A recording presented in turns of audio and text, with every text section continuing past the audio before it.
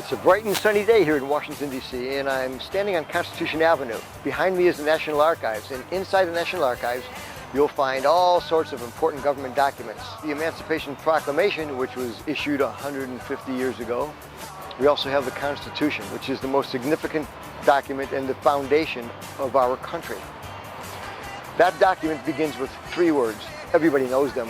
We the people. We is plural, people is plural.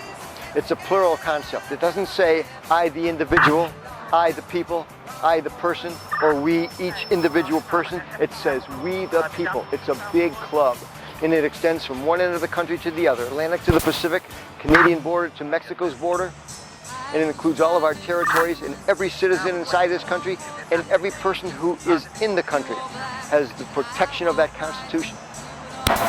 There's 4,534 words in that Constitution. The word people is used only 9 times, and we just used 1. We have 8 more to go. But the word person is used 47 times. The framers of the Constitution knew very well the difference between person and people. The Constitution was written by James Madison. It was patterned after the Virginia Constitution, which was written by none other than Thomas Jefferson. He did everything. So this Constitution was very careful in the use of those words and how they're used, because only in 2 places in the Constitution are the words people and person used together. Article 1, Section 2, and the 4th Amendment to the Constitution. In that amendment, the word persons is very carefully used because the framers of the Constitution and the Bill of Rights are setting out very important concept of personal rights, property, papers, and effects, and the right of a person not to be the victim of an unreasonable search and seizure. The Second Amendment uses the word people. It doesn't use the word person. It doesn't say that a person has the right to keep and bear arms. It says that a well-regulated militia being necessary to the security of a free state. Militia is a group concept. State is a group concept. And the people have the right to keep and bear arms. That is also a group concept. There's no individual right for a person to keep, to own, to sell, to do anything with a gun. It has to be done through a well-regulated militia. And that's very carefully crafted. Not just any militia. Not just a regulated militia. But a well-regulated militia. That is a very strict requirement. And it's a criteria upon which the Second Amendment is based. So that if you don't belong to not just a militia, and not just a regulated militia, but a well-regulated militia, you cannot participate in this right of the people to keep and bear arms. It's very simple. That's what it says. What's a militia? Do you belong to a militia? I don't belong to a militia, so I don't keep and bear arms. Guns, cannons, bazookas, flamethrowers, those are all arms. I don't have that. We don't have the right to have that. We don't have the right to wage war as an individual. It's a collective right. Same thing with collecting taxes. I can't go knock on my neighbor's door and say, hey Larry, you owe some taxes. Give the money to me. I'm collecting your tax. And the same principle applies to the imposition of capital punishment. I can't go to my neighbor's house and say, hey Joe, you killed somebody last year. I'm imposing capital punishment upon you. Bang, you're dead. That's the state's job. That's the we people job. And it's done through procedures, through a structured society. A person doesn't have the right to keep and bear arms. Only a militia does. Now what's a militia? Come with me.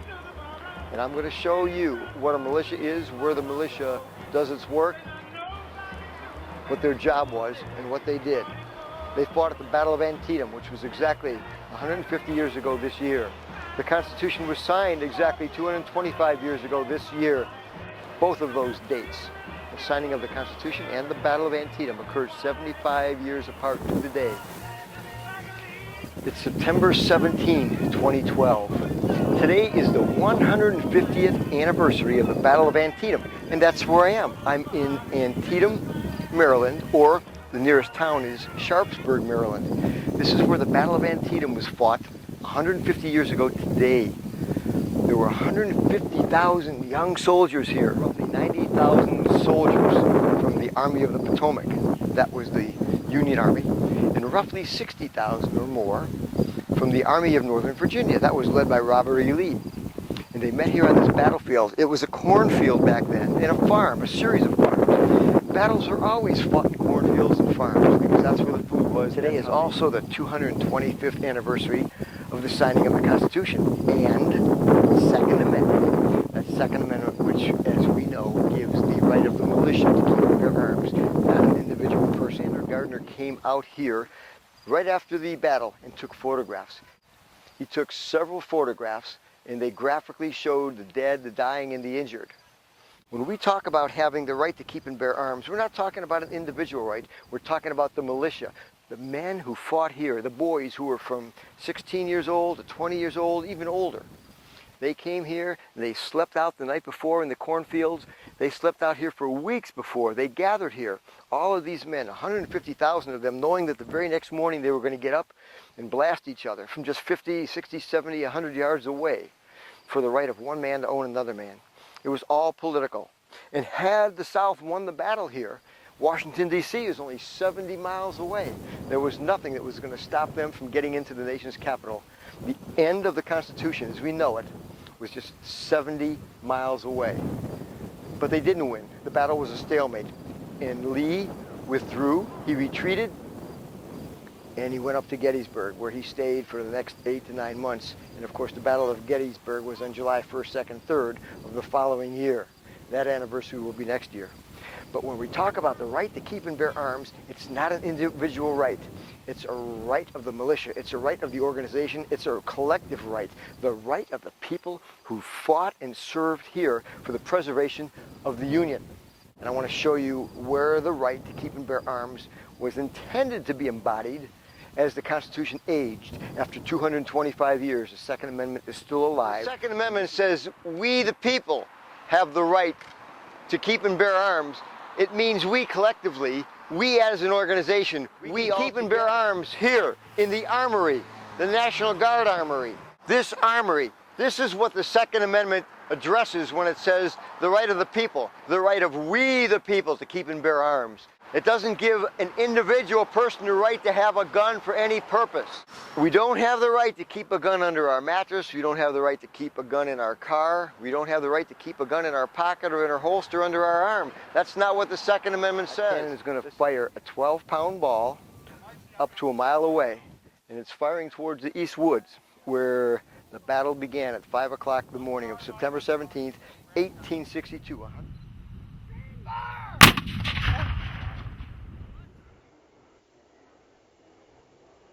As you can see from Alexander Gardner's photographs, the dead from the Confederate soldiers, the Confederate Army, were left here lying, not buried. They didn't have the resources to bury their soldiers.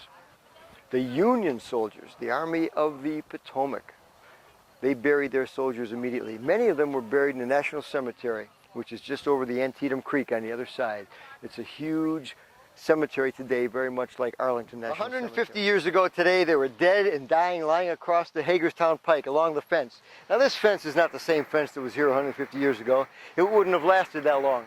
But this is a replica fence. And along this fence, you'll see the bodies in the photographs taken by Alexander Gardner of the Confederate soldiers who were killed along the Hagerstown Pike. What is known as the Sunken Lane or the Bloody Lane, because in this lane there were hundreds and hundreds of Confederate soldiers' dead bodies. They were hiding here. They were going to ambush the Union soldiers. The Union soldiers came from both sides and ambushed them. They killed them all. And you can see from the photographs from Alexander Gardner that day, the bodies were still left here. And in the background is that tree. That tree is over 150 years old. 150 years ago today, when this occurred, that tree was still here. So you can get a sense of the history and get a sense of 2008, the Supreme Court said that every individual has a right to keep and bear arms. A person is allowed to possess a gun in his home. That was recently decided in the case of District of Columbia versus Heller. It was a case that was really set up to test the Second Amendment.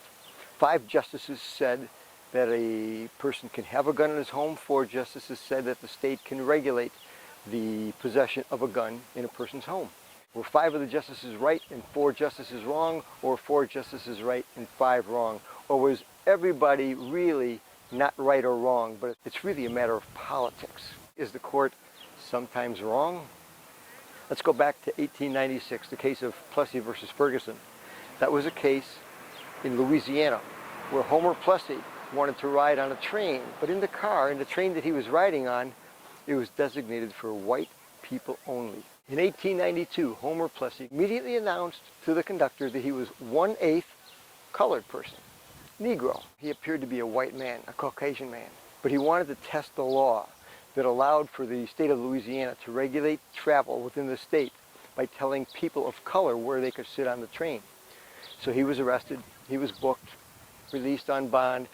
The case went to the U.S. Supreme Court, and the court said that the state of Louisiana had the right in 1896 to regulate where white people, colored people, all sorts of people sit on a train. That stood for 58 years until 1954, when in the case of Brown versus Board of Education, that was right back in 1896, or was the court wrong? Was the court right in 1954, or was the court wrong?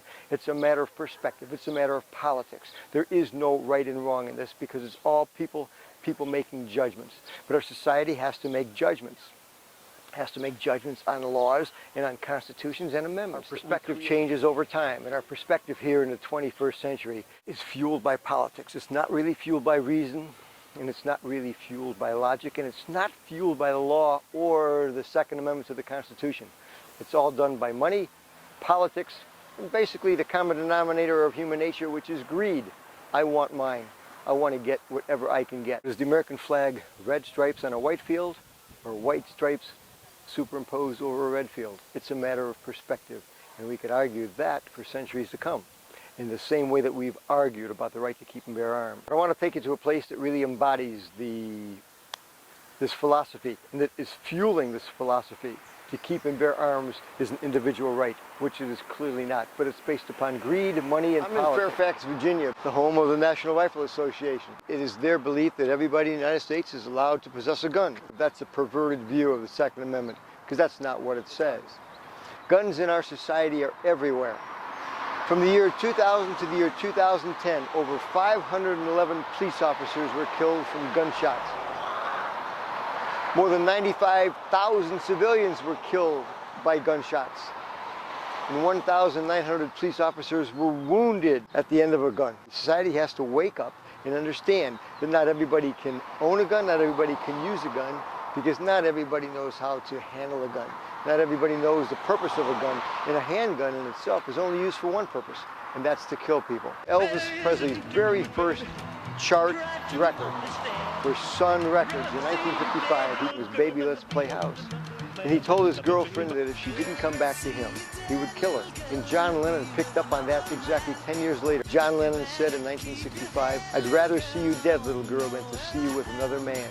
If I catch you with another man, that's the end, little girl."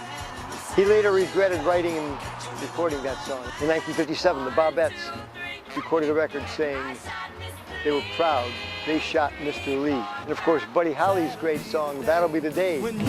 Towards the end of the song, you hear the 6 beats, and Buddy says for the last time, "That'll be the day," and there's 6 beats. Sonny Curtis took those same 6 beats, and he made that into a whole new song. "I fought the law, and the law won. I was robbing people with a 6th gun," and you hear the same 6 beats. Burt Bacharach and Hal Davis, the man who shot Liberty Valance. He was the bravest man in town because he shot him with a gun. 1959, Stagger Lee. That was an old song when Lloyd Price recorded it. That song was about 3 decades old when Lloyd got a hold of it. It was called Stack-O-Lee back in the 1920s, 1930s. But he recorded Stagger Lee. Stagger Lee lost all of his money playing with the dice. So he went home and got his 44. Came back to get his money back. He did it with a gun. Jim Croce told us you don't mess around with Jim, which became you don't mess around with Slim at the end because Slim had a gun. So when he went down to 40th Street looking for Jim, he said, "I came to get my money back." And he did, at the point of a gun. And of course, nobody can forget bad Leroy Brown on the south side of Chicago. Leroy carried a razor in his shoe, but he carried a .32 gun in his pocket for fun. It was entertainment. It was amusement. He carried a gun in his pocket for fun. Well, that's how society works. And nobody can forget Junior Walker and the All-Stars' big hit called Shotgun. It was a subsidiary of Motown. It was a big hit, and he said, you better shoot him before he runs. As long as we've had music, people have been singing about guns. It's so prevalent in our society. Every time you pull up at a major intersection, at a traffic light, you look around at all those cars stopped because of the traffic signals. I'm willing to bet that in somebody's car there's a gun. Nobody carries gloves in the glove compartment anymore, but I'm sure there are more guns carried in that compartment. We should name it the gun compartment. Anytime you have a traffic altercation, somebody looks cross-eyed at you at a red light, or you cut somebody off accidentally, we read about in the papers where somebody ended up dead because somebody caught up to somebody else at a red light and pulled a gun. It's happening all the time. People are shooting people in their homes, people are shooting kids, kids are shooting kids, taking guns to school, shooting classmates, shooting students. We read about people coming to school with guns because they had a bad day at school yesterday and they're going to get even. Everybody has access to a gun. That's not what the Second Amendment said. It's going to take years until society comes to its senses, because right now everybody loves that power. The National Rifle Association, they support people having that power. But we've gone too far to this point, and it's got to be stopped. It can't be stopped on a local level. It can't be stopped on a state level, because guns can be transported across city lines and can be transported across state lines. And we have to follow the original dictates of the Second Amendment 225 years ago. If we don't, the killing will never stop.